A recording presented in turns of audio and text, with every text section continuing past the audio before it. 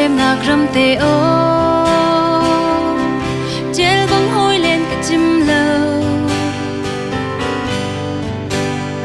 mùa sung nâu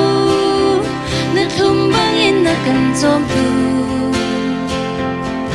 nứt chung chuột bị râm ra ý cần râm hay chun năn tì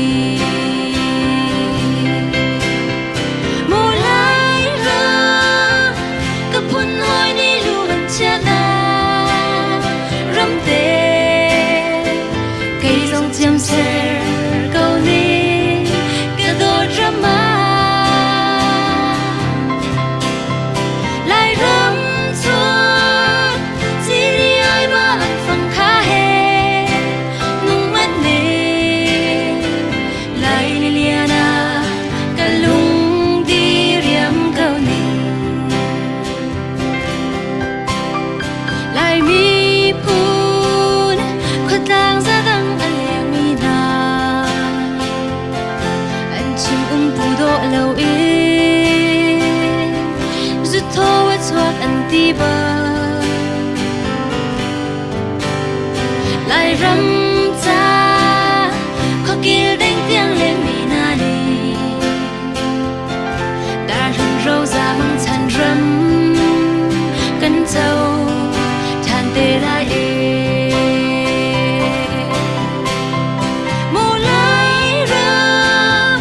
cấp hun ôi chana râm tê cây dòng chim sẻ câu ninh cái đôi râm á lại râm chua chỉ đi ai bạn phòng khá hè nung mắt nề lại Liliana cái lung đi riêng câu ninh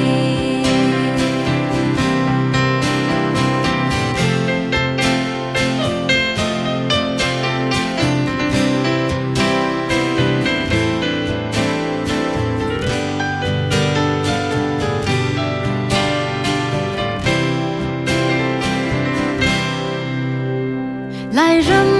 chuột răn cho ai kiết vai mang phâm nhi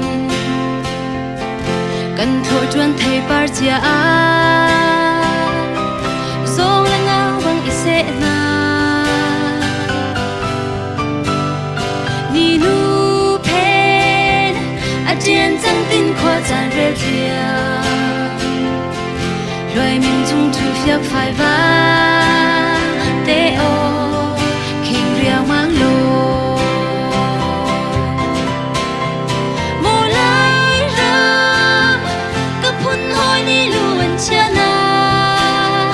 râm tê cây dòng chim sẻ câu ní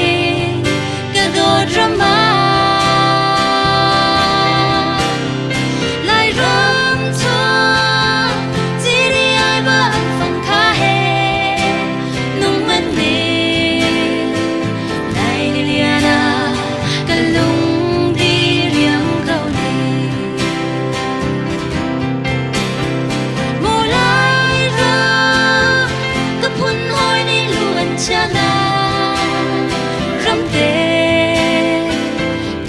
chim sẻ